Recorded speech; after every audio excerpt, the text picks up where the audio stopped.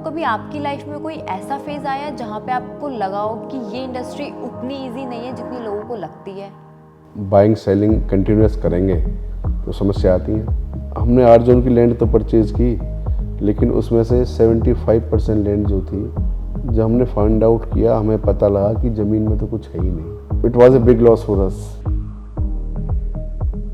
सबसे पैसा आना बंद हो गया, वो इन्वेस्टमेंट आपकी कामयाब नहीं होगी।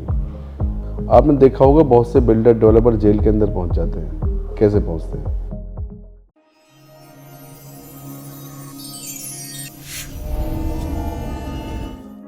नमस्कार, वेलकम टू दी पॉडकास्ट। आज हम एक ऐसी इंडस्ट्री के बारे में बात करने वाले हैं जिसके बारे में लोग सुनते हैं, इन्वेस्ट भी करना चाहते हैं, लेकिन समझ नहीं पाते। That is land. इंडिया में लैंड सिर्फ एक एसेट नहीं है, पावर है, अपॉर्चुनिटी है और कई लोगों के लिए लेगेसी भी है। और अगर हम लैंड इन्वेस्टमेंट की बात करते हैं तो उसके पीछे की ग्राउंड रियलिटीज़ चेक करना बहुत ज़रूरी है, जैसे कि legal complexities, execution challenges, approvals. और इन्हीं सब टॉपिक्स को रेयरली कोई ओपनली डिस्कस करता है। और आज इसी टॉपिक को डीपली डिस्कस करने के लिए हमारे साथ मौजूद है founder and chairman of Amira Cons, mister Vinod Bhati ji. Sir, welcome to the podcast. Sir, आपकी real estate and land business की जर्नी स्टार्ट कैसे हुई थी? 2005 में हमारे पास मिस्टर अशोक आए थे जयपुर से।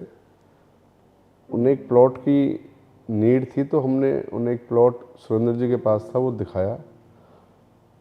तो हम दोनों की मीटिंग कराई हमने, उन दोनों की, सुरेंद्र जी की, अशोक जी की।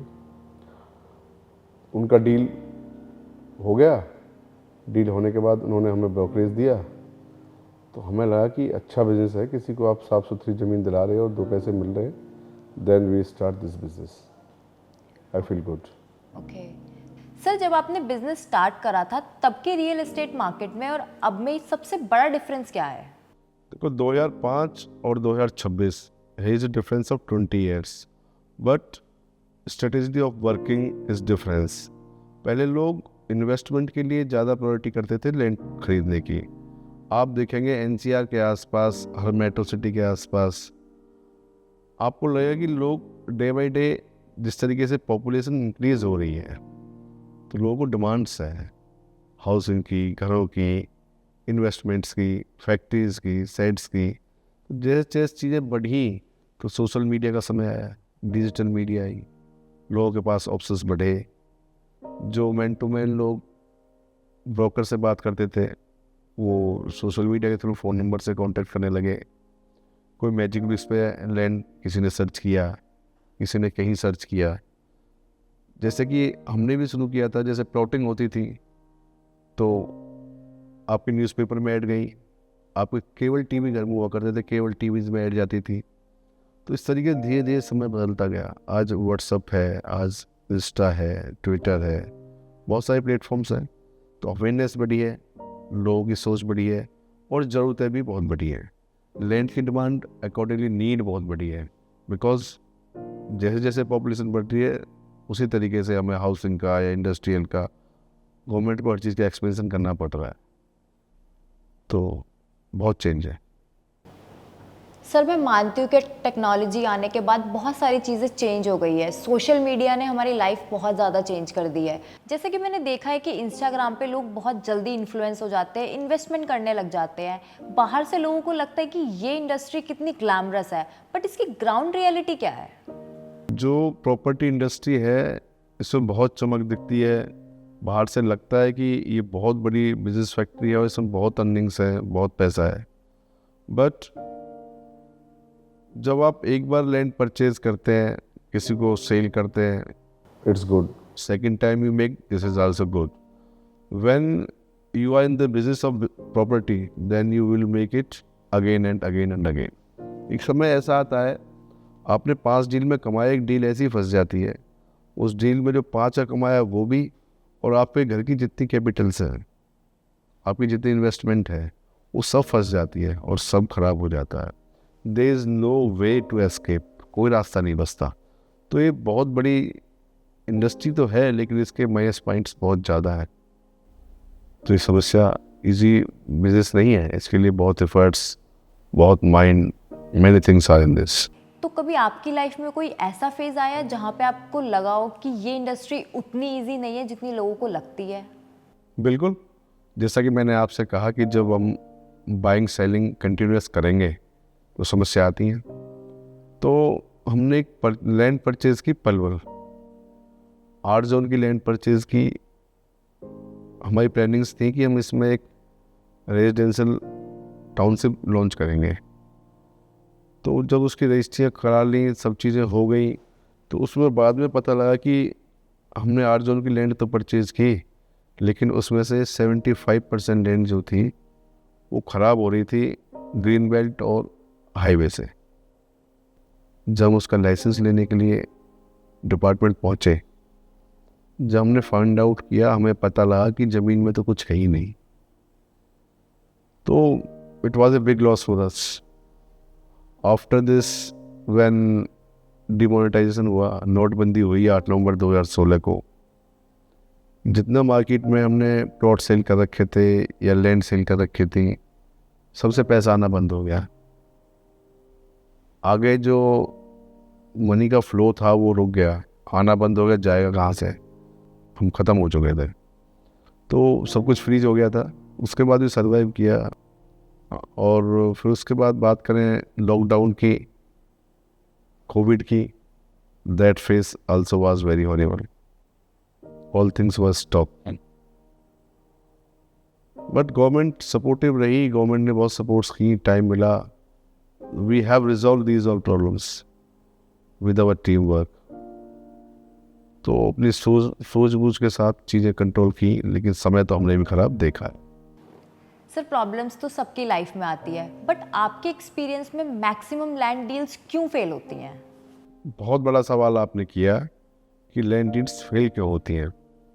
किसी भी ज़मीन को परचेज करना, बाइंग करना इजी है, इन्वेस्टमेंट करना इजी है, लेकिन when you get information from your any friend, any contact, यार मैंने वो ज़मीन देख ली, ज़मीन बहुत अच्छी है, उस ज़मीन में इन्वेस्टमेंट करना है, टाइम निकल जाएगा, मैं तो पैसे लगा रहा हूँ, आप भी पैसे लगाओ। उस तरीके से आपको इंस्टेट करते हैं, तो आप उनके ट्रस्ट में आके वो पैसा वहाँ इन्वेस्ट कर देते हो। ब्रोकर कहता है नहीं सर इसमें इतना प्रॉफिट होगा, ये ज़मीन ऐसे अच्छे से दामों में बिकेगी, ऐसे ग्रोथ अच्छी होगी। Then you close your eyes and trust the front man. जब आप लैंड की ड्यू डिलिजेंस नहीं कराते, किसी के विश्वास में काम करते हैं, तो here are many litigations in the land, like title of the land, there is agriculture, industrial, residential, open space. What is the title? You have to search for this first. After this, when you are purchasing the land from a farmer, from a businessman, from a investor, then you have to search about its ownership.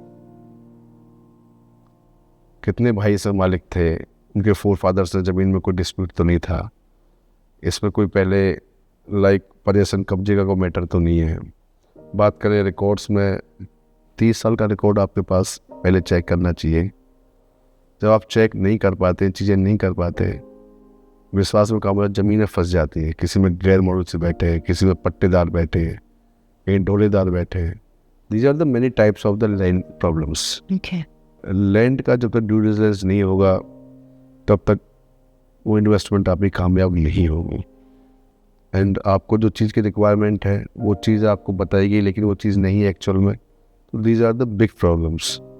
So land deals fail हो जाती हैं, कोई भी हो वो फंस जाते हैं। जी सर, बिल्कुल, ये सब प्रॉब्लम्स तो सब फेस कर रहे हैं आज के टाइम में। सर ऑनेस्टली क्या आज भी लोग इंडिया में लोकेशंस देख के इन्वेस्ट कर देते हैं या बिना सिस्टम जाने? देखो, जो स्टेट या जो लोकेशन फेमस हो जाती है, बात करो, कभी समय आता है कि खाटू श्याम बाबा के पास प्लॉट्स मिल रहे हैं, बहुत अच्छा रिस्पॉन्स आ रहा है, सब पैसे कमा रहे हैं, प्रॉपर्टी के प्राइसेस बढ़ रहे हैं। कोई कहता है डोडेरा गुजरात में बहुत अच्छी अपॉर्चुनिटी आई है, लोगों के प्राइसेस बढ़ रहे हैं। कोई कहता है जेव एयरपोर्ट चले जाओ, वहाँ जेव एयरपोर्ट के आसपास लैंड्स में पैसे बढ़ रहे हैं। वो बिना सर्च के उस जगह पे पैसे इन्वेस्ट कर देते हैं, बिना सर्च किए। वो सिर्फ लोकेशन सुना कि वहाँ प्रॉफिट आ रहा है, जो फ्रॉड्स होते हैं, चीटर्स होते हैं, वो फंसाते हैं, वो अपना मनी मेकिंग करते हैं, बीच से आउट और पैसे लगवाए। तो ये बहुत बड़ा इंडिया में चलता है, स्कैम समझो इसे। सर आपने अपनी एक्सपीरियंस में इतनी सारी डील्स करी हैं, तो क्या आज भी लीगल डिस्प्यूट्स और टाइटल इश्यूज इतने कॉमन है? लीगल डिस्प्यूट्स और टाइटल डिस्प्यूट्स की बात करें तो जितनी भी बाइंग और सेलिंग होती है 70% केसेस में बहुत प्रॉब्लम्स हैं। टाइटल, लैंड टाइटल क्या है, उस ज़मीन का रियल मालिक कौन है जो जिसको सेल किया जा रहा है, तो वो जानना टाइटल बहुत बड़ी बात है। बात करें लीगल डिस्प्यूट की, डिस्प्यूट सपोज करो उस लैंड में ऑलरेडी कोई केस चल रहा है, किसी का मालिकाना हक का केस चल रहा है, किसी का पार्टीशन का केस चल रहा है, किसी के पैसे का लेन देन का केस चल रहा है, एग्रीमेंट का केस चल रहा है, तो दिस इज़ लीगल डिस्प्यूट्स। तो मोस्टली लैंड्स में प्रॉब्लम्स आती हैं, लोग विश्वास में ज़मीन ले लेते हैं, लेकिन 70% ज़मीनों में दिक्कतें आती हैं। It's a big problem. मुझे इस इंडस्ट्री के बारे में इतना पता ही नहीं था, इतना डीपली मैं आपसे जान पा रही हूँ। क्या सर आपको लगता है कि आज भी लोग मार्केट में अवेयरनेस से ज़्यादा मिस इन्फॉर्मेशन देते हैं? ये बिल्कुल सही पॉइंट है, क्योंकि मार्केट में यूट्यूब देख लो, फेसबुक देख लो, इंस्टा देख लो, आपको लैंड के बारे में जो मिस इन्फॉर्मेशंस हैं वो ज़्यादा मिलेंगी। लैंड का जो ड्यू डिलिजेंस के बारे में जानकारी, ज़मीन के टाइटल या डिस्प्यूट के बारे में जानकारी, वो चीज़ें कम मिलेंगी।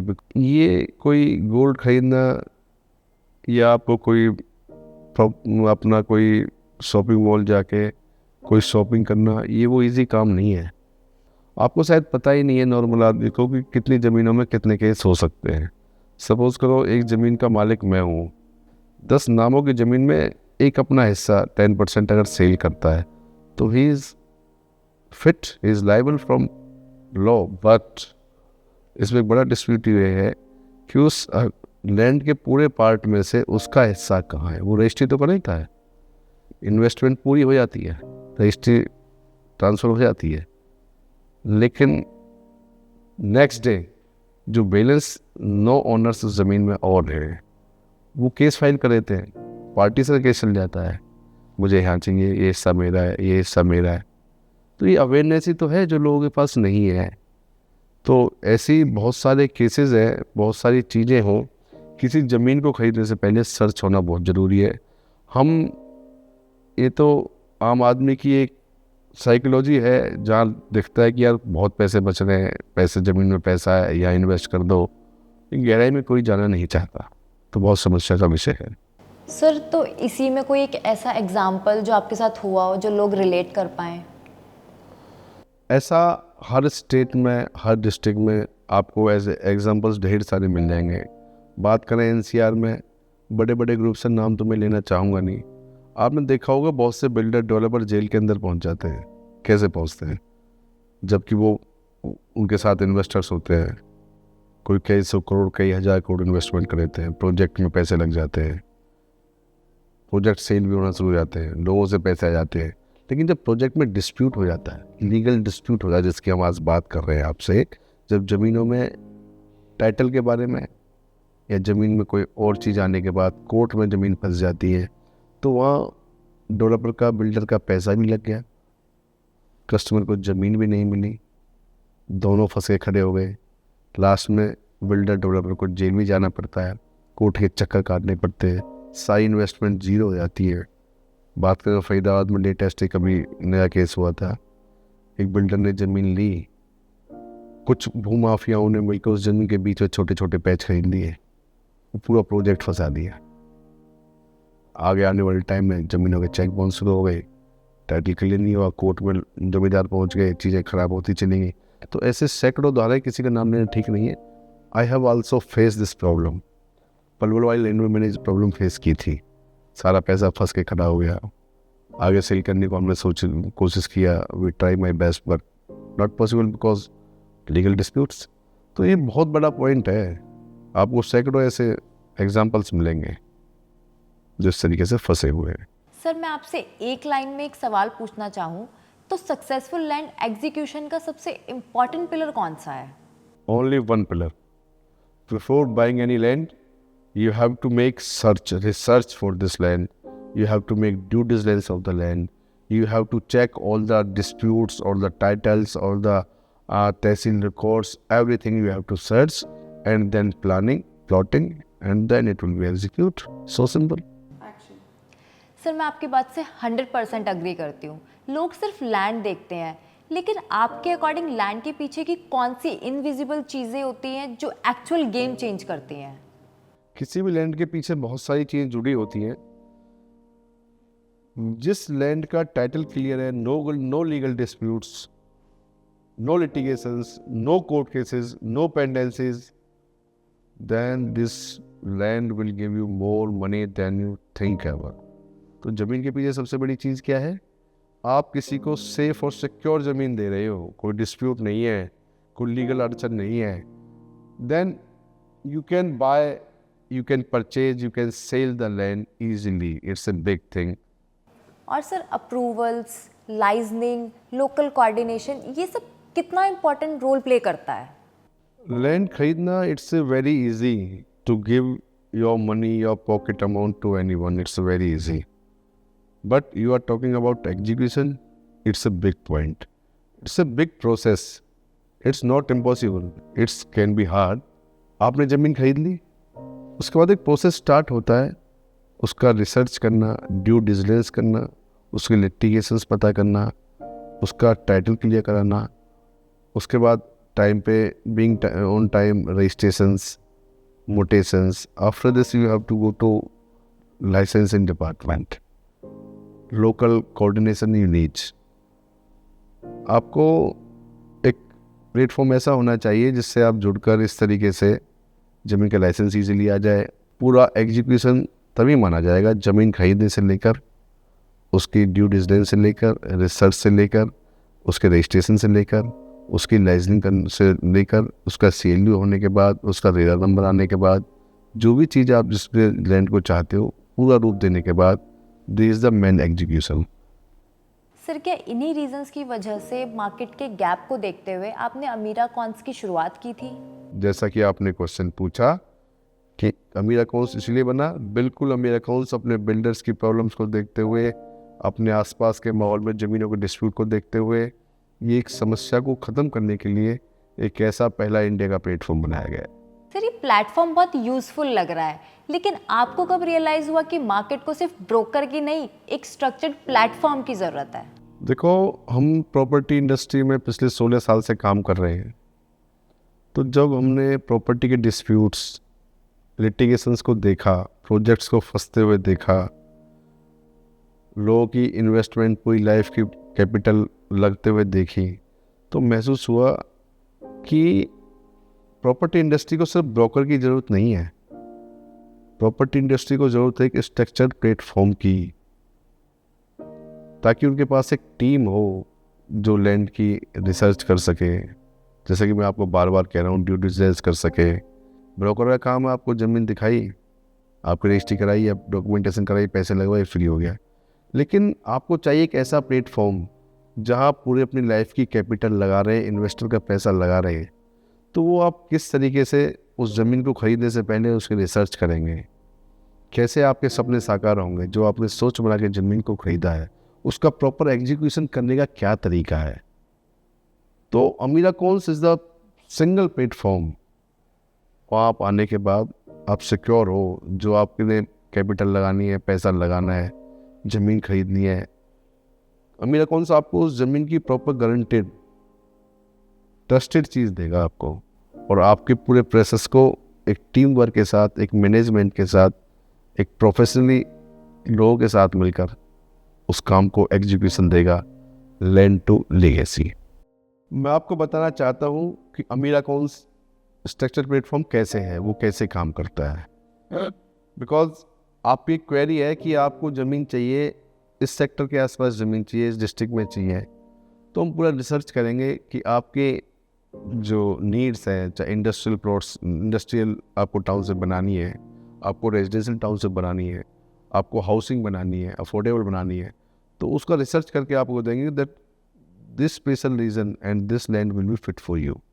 उस ज़मीन का पूरा ड्यू डिलिजेंस होगा, उसका 30 साल तक का, 50 साल तक का पूरा रिकॉर्ड का एक एक पॉइंट उसमें जांचा जाएगा।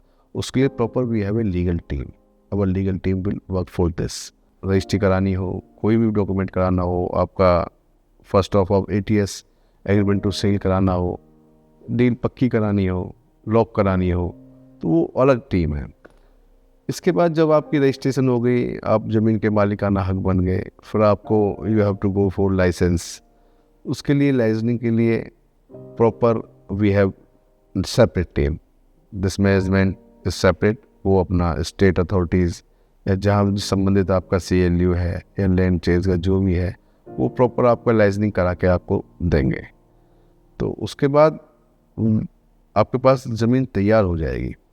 तो मैं आपको बताना चाहता हूँ, जैसे कुम्हार के पास एक मिट्टी होती है ना, land is the raw, it's a raw material, लेकिन कुम्हार उस मिट्टी को एक रूप देता है, एक स्ट्रक्चर देता है। तो Amira Cons is the man which we are talking.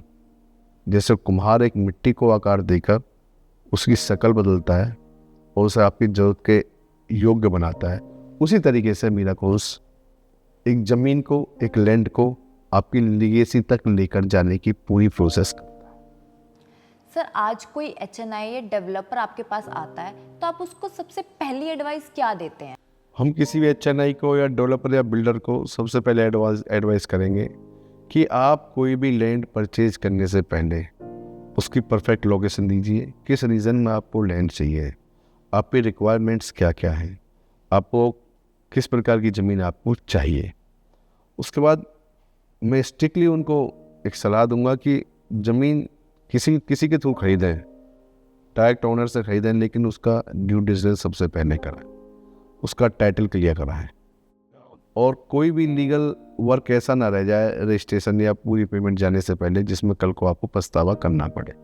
आप बिल्कुल सही कह रहे हैं सर, लेकिन आपके अकॉर्डिंग एक सक्सेसफुल इन्वेस्टर और एक एवरेज इन्वेस्टर में क्या डिफरेंस होता है? एक एवरेज इन्वेस्टर है, वो मार्केट की बातें सुनकर कि इस सेक्टर में चीज़ें हाइप पे हैं, यहाँ खरीद लेते हैं, डोलेरा चले जाते हैं, गुजरात चले जाते हैं, जेवर चले जाते हैं, या किसी रिलीजियस स्पेस पे चले जाते हैं, वहाँ इन्वेस्टमेंट कर लेते हैं। वो एक एवरेज इन्वेस्टर हो गया। और एक स्मार्ट इन्वेस्टर बोले तो वो इन्वेस्टर जो प्रॉपर एक प्लेटफॉर्म के साथ जाए, एक स्ट्रक्चर प्लेटफॉर्म को ज्वाइन करे, जिसके थ्रू उन्हें proper land with due diligence, with perfect plannings, with all litigation से सेफ एंड सिक्योर लैंड उन्हें प्रोवाइड करा सके, जैसे कि अमीरा कोल्स। तो कोई भी स्मार्ट इन्वेस्टर है वो एक प्रोसेस फॉलो करेगा और उसके बाद उसकी लैंड मार्केट में बहुत अच्छे प्राइसेस में उसकी कीमत होगी, तो वो एक स्मार्ट इन्वेस्टर होगा। क्या पेशेंस और क्लैरिटी मार्केट टाइमिंग से भी ज़्यादा इम्पोर्टेंट होती है? जो मार्केट टाइमिंग्स है, मार्केट में एक अफवाह उड़ती है, हाइप उड़ती है कि यहाँ इन्वेस्टमेंट का मौका है, चूक जाओगे, निकल जाओगे, फटाफट से इन्वेस्टमेंट कर लो, कैपिटल लगा दो, ये प्लॉट्स खरीद लो, ये लैंड परचेज कर लो, ये पार्सल परचेज कर लो। तो आदमी उस इन्वेस्टर या कोई भी परचेजर है, उस आन फान में उसे क्लैरिटी को भूल जाता है। Clarity is the very big thing, most important thing is the clarity. जब ज़मीन की क्लैरिटी है नहीं और आपने पैसा लगा दिया, वो वेस्ट हो जाएगा आपका। और ज़मीन की क्लैरिटी होगी, टाइटल क्लियर होगा, डिस्प्यूट्स नहीं होंगे, पाक साफ चीज़ होंगी, तो then this will be the successful man. Sir, आपके एक्सपीरियंस से एक स्ट्रॉन्ग लैंड अपॉर्चुनिटी को आइडेंटिफाई करते टाइम आप पर्सनली क्या देखते हैं? First of all we have to check about the demand of the property there. Market का डाटा कहता क्या है, उस लोकेशन पे हमारा इन्वेस्टमेंट कितना सक्सेसफुल हो पाएगा, आगे फ्यूचर में हमें जो इन्वेस्टमेंट वहाँ करेंगे वो फ्यूचर में उसका ग्रोथ क्या होगा। Growth is the main point. ज़मीन पाक साहब, ड्यू डिलिजेंस, लिटिगेशन से फ्री होने के बाद सब चीज़ ठीक है, तो उसमें फ्यूचर की एक्सपेक्टेशंस क्या है, वहाँ प्राइसेस क्यों बढ़ेंगे, कोई रिलीजियस प्लेस है या कमिंग गवर्नमेंट का डेवलपमेंट है, कोई एयरपोर्ट आ रहा है, या वहाँ कुछ और नई चीज़ें आ रही हैं, या कोई इंडस्ट्रियल पार्क लॉन्च होने वाले हैं, या कोई नया गवर्नमेंट का प्रोजेक्ट आ रहा है, या मेट्रो रेल लाइन आ रही है। तो this is the main points. आपको देखना पड़ेगा कि भविष्य में इसके पैसे बढ़ने के, ग्रोथ के क्या चांसेस हैं। आपका पैसा ग्रोथ करेगा तो वह इन्वेस्ट करें। This is the main thing. Sir क्या आपको लगता है नेक्स्ट 10 इयर्स में इंडिया एक लैंड बिगेस्ट वेल्थ क्रिएटर बन सकता है? आने वाले 10 साल क्या, इंडिया में लैंड तो वेल्थ क्रिएटर हमेशा से रहा है। लैंड की वैल्यू, लैंड का business is the biggest business in the world. आप इंडिया को बढ़ता हुआ इंडिया है, पूरा विश्व की नज़र इस पर है। पूरा विश्व का जितना बिजनेस है इंडिया के दम पे चलता है, बिकॉज यहाँ नीड और सप्लाई का बहुत बड़ा गेम है। यहाँ आप कोई मार्केट लेंगे तो उसका कंजप्शन बहुत ज़्यादा है। अमेज़ॉन की बात करें, फ्लिपकार्ट की बात करें, वर्ल्ड के टॉप मोस्ट जितने भी, गूगल है, कोई भी इंडिया में सबसे पहले इन्वेस्ट करते हैं। और आने वाले समय में जिस तरीके से population day by day increase हो रही है, living standards are increasing, so everyone need housing, investment in plots, तो ये चीज़ें बढ़ेंगी। प्रॉपर्टी एक बहुत बड़ा हब बनने जा रहा है। प्रॉपर्टी इंडस्ट्री में नए चेंजेस आ रहे हैं, नई अवेयरनेस आ रही है। 10 साल पहले आप बात करें, बॉम्बे, कलकत्ता, मद्रास, इन बड़ी बड़ी जगहों पे बड़ी बिल्डिंग दिखती थी, लेकिन आप देखेंगे तो छोटे छोटे शहरों में भी अब डेवलपर्स, बिल्डर्स आ गए, फ्लैट्स का अब चलन चल चुका है। तो चीज़ें day by day they are increasing. So property तो बढ़नी ही बढ़नी है। प्रॉपर्टी तो पूरा ग्लोबल मार्केट को कैप्चर करेगी और India is the most centre point of the world. Definitely sir. Sir क्या आपको लगता है कि इंडिया इंस्टीट्यूशनल लैंड इकोसिस्टम की तरफ मूव कर रहा है? जी बिल्कुल। जब से बीजेपी सरकार इंडिया के अंदर आई है तब से लैंड का बहुत बड़ा यूज़ हो रहा है हमारे यूनिवर्सिटीज़ में, कॉलेज में। बात करें, कौशल यूनिवर्सिटी बन रही है, बात करें स्पोर्ट्स अकेडमीज़ बन रही हैं। तो बहुत बड़ा लैंड यूज़ हो रहा है इंडियन इकोसिस्टम को चेंज करने में।